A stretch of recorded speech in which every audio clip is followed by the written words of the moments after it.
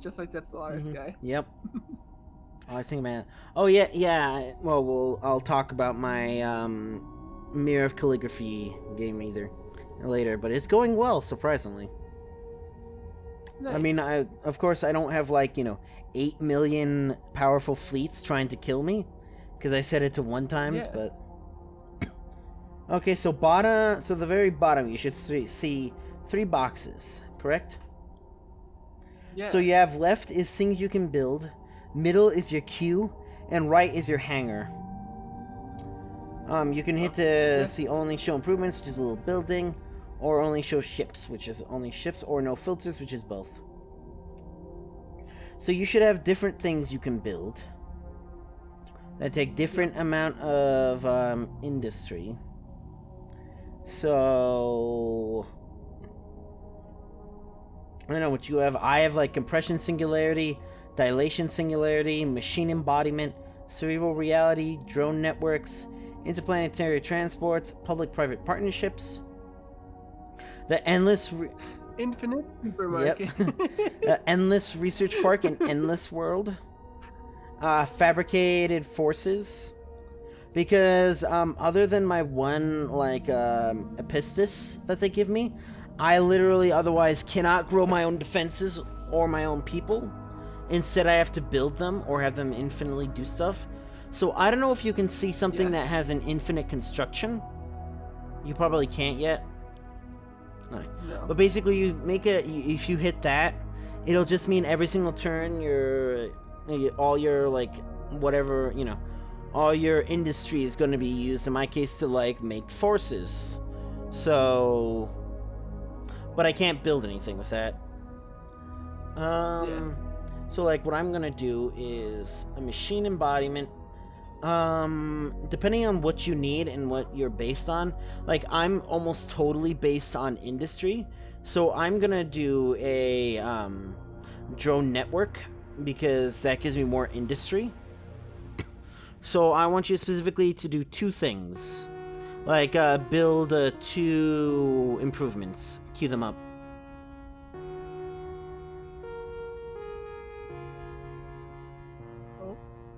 Okay. And then click on the bottom one, and then you can drag it over the top one. That's the thing that matters, and that's good for just having later an infinity, and just leave the infinity at the very bottom, and just keep on switching it.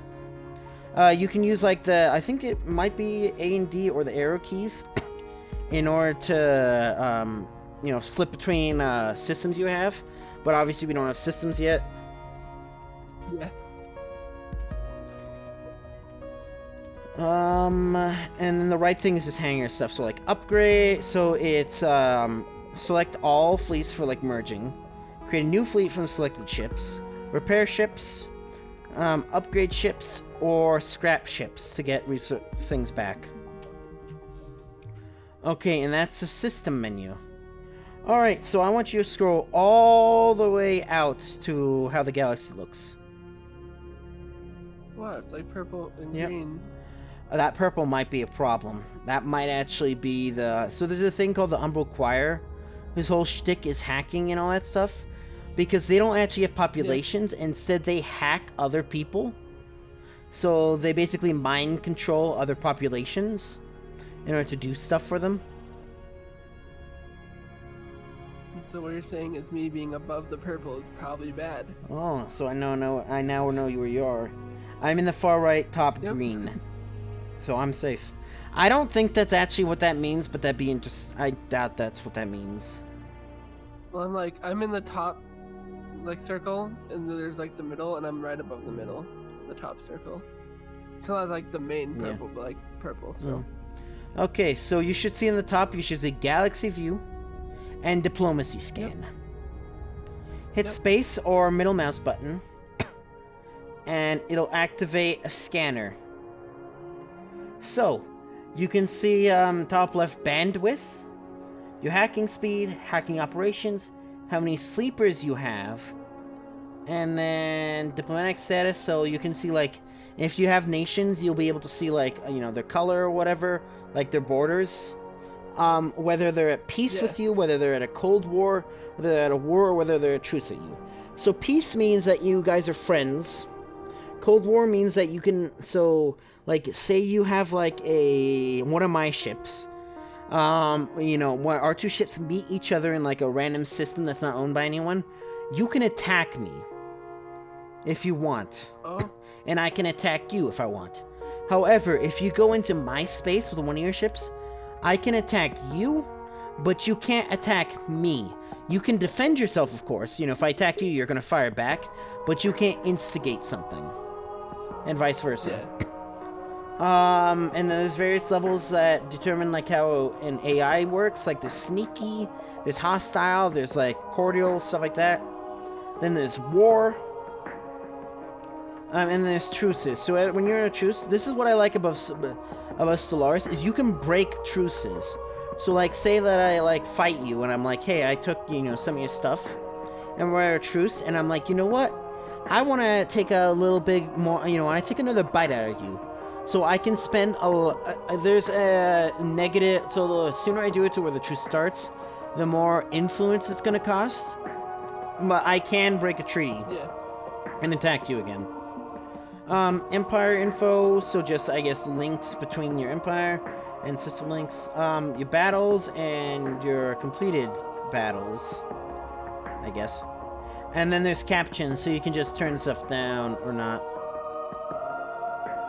Alright? And then scroll in a little bit to where you get trade. Right, yep, trade. Okay, this is where you see trade networks once you get trade companies. And you can start hacking from here. So for our empires, hacking doesn't matter that much. But for Umbral hacking is their entire, that's how they colonize, that's how they do everything. And there's also stealth in this game, which is fucking annoying. Because you can't see ships, so it's like, oh, or they can, like, but I've had it where the people I was fighting pretended to be pirates, so it looked like there's just, like, a pirate fleet going around. But it was actually them. Yeah. So then I didn't figure that out till I started attacking them. So this is where bandwidth matters. So on the top thing, you should see hacking console. And there's hacking mode. There's offensive programs and offensive programs. Only two of them should be highlighted. Yeah. So there's hacking. So click on your main star system while you're clicked in hacking mode. And that starts as the center of your hack. And obviously we don't have any systems, so you can't move it any further than that. The idea is, it gets kind of complicated. So, you can do hacking and you can, like, do routing through other systems in order to make the trace longer. So what happens is, if you hit defensive programs, and you should have the defensive program encrypt. Yep. So just click on your main home, and now it's encrypted. So in order for people to hack through you, it takes them, you know, they can only do it at half as fast. And it's a defensive program. So if a hack goes through it, then that will activate a trace mechanic. The trace will trace is faster than a hack always. So the trace is gonna basically reverse hack at a faster speed. And if it manages to hit the end, you know, where the hack originated from, then it will do an effect. So in this thing, like, removes any detected backdoor. I think what that does is if the trace reaches, like, your hacking point, if you're trying to hack me, hacking is totally anonymous, by the way. So, like, you could hack me, and I could not know who was specifically hacking me. However, I can look at there's a thing you can do with players, I'm guessing, is you can look at a trace. So say, like, you know, so say someone else on the other side of the galaxy is hacking me, but they go through your nation first. So it goes, or like around where you are, and then it goes to me. So it's so far away that my trace isn't going to complete by the end of the hack. But I can see my trace is going to you, because it's going to that system that it's hacking through. So I might think that you're the one who's hacking me. So then I might respond in kind, even if it wasn't you. So I think that's probably brilliant for, like, multiplayer things. I don't think I don't think AI does that, or understands that, so.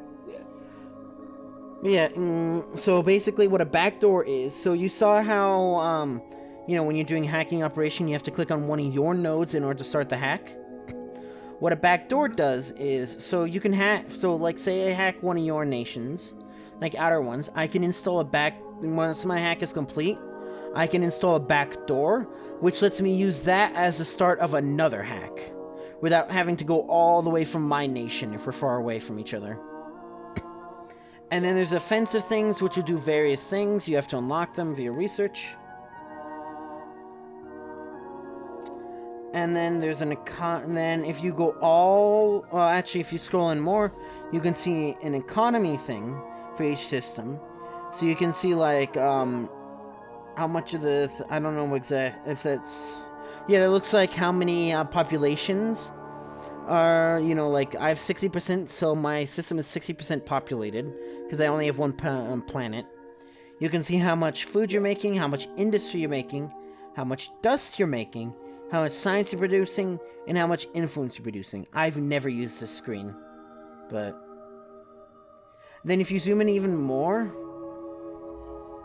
you can get system management, which shows you specifically, like, hey, this planet is producing so much science, and this planet is producing so much dust.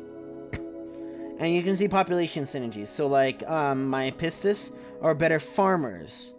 So I'm going to want to put them on a temperate planet that has more farm production naturally, so I get more out of it. Whereas my Riftborn are more industrial, so I want to put them in, like, a lava planet, because that produces more industry. So that's, like, specializations and all that stuff. You can see trade, system levels, your governor, so I have Governor E. And your efficiency, which I don't even know what that means, but oh well.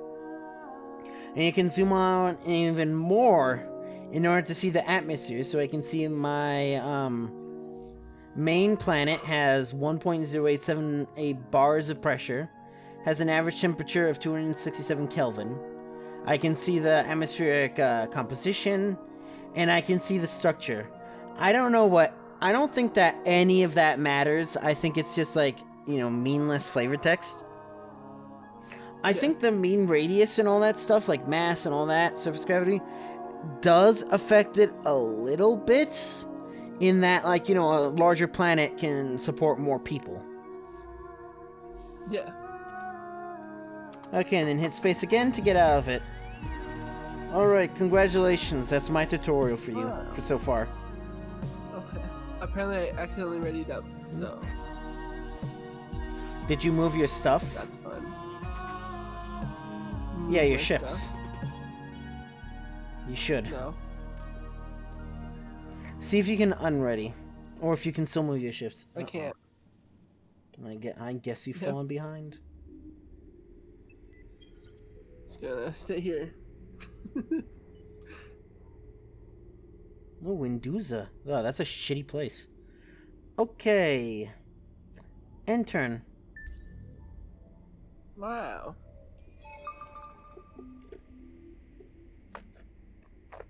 Ending turn. Hey, better. Okay, I was gonna say better start turn.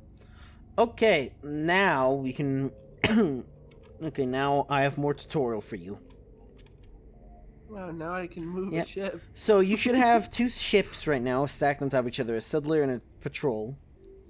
Click on it, you should see in the center box, like, you know, first Dark Wardens and first Void Wardens / whatever your thing is. You click the one that's a patrol ship, so it'll be the little, like, icon with the magnifying glass. And click the magnifying glass ship.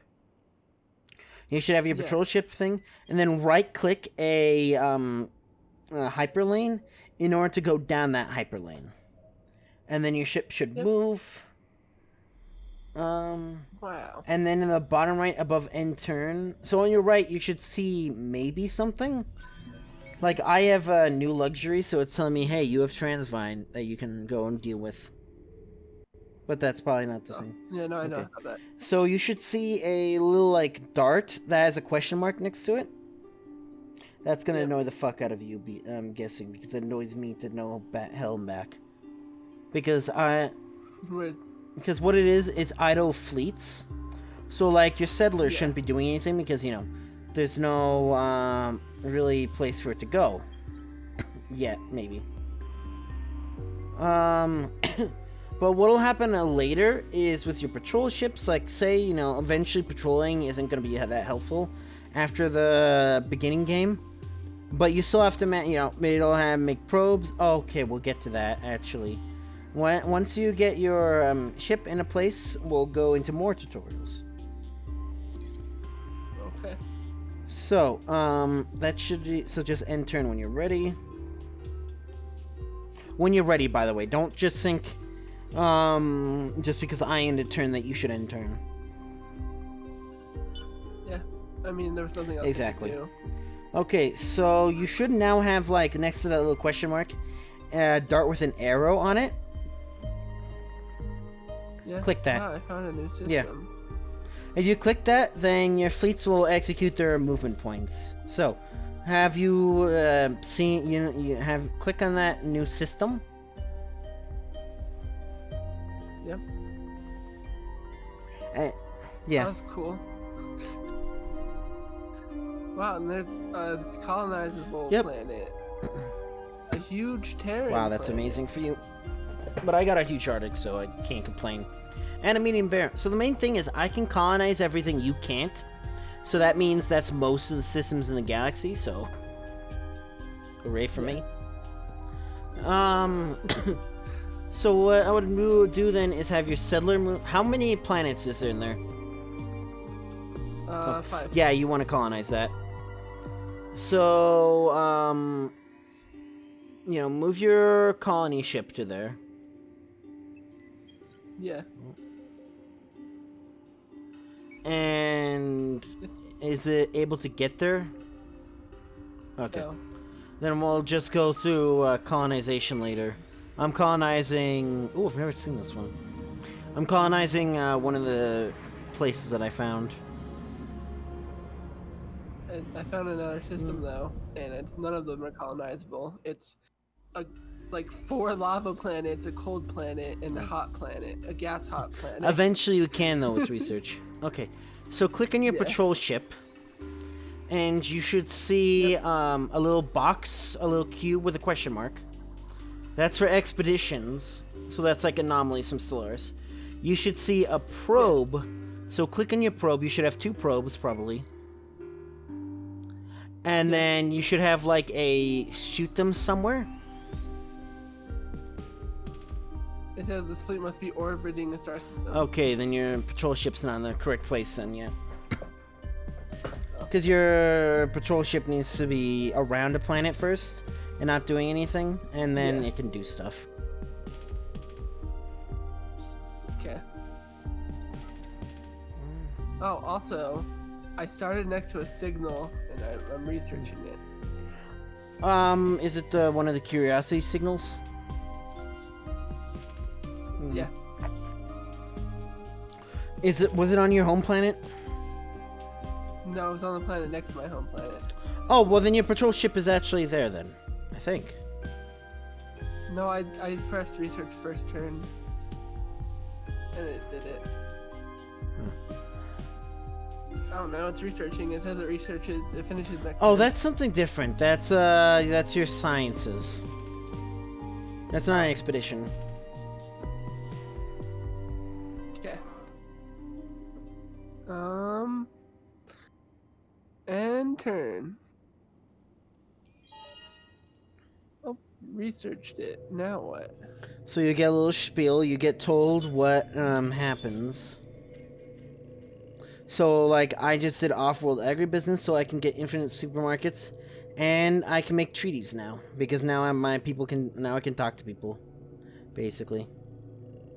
There was an anomaly called the Hugin Rings. And it gives me +2 science per population and +1 dust per population. On what? On the Planet Edges research. And then there was also exiles, is what it says. The Zavali.